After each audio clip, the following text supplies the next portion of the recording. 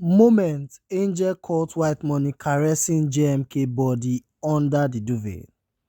Big Brother Naija Season 6 housemate Angel has reacted surprisingly after she caught fellow housemate Whitemoney and Jmk cuddling under the blanket.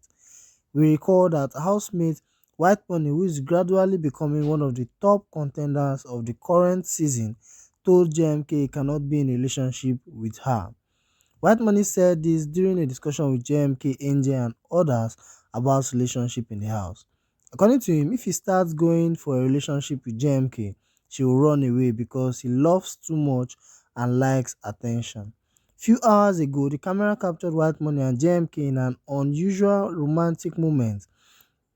They were caressing each other under the duvet. Angel, who walked into the room, was surprised to see the duo in such a state as she voiced out a shocking reaction.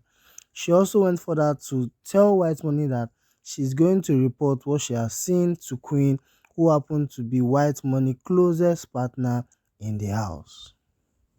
No, wait, don't come down. What a joke. Guys are making noise. You did Chris. I did the Chris. You did what? No, I did the what?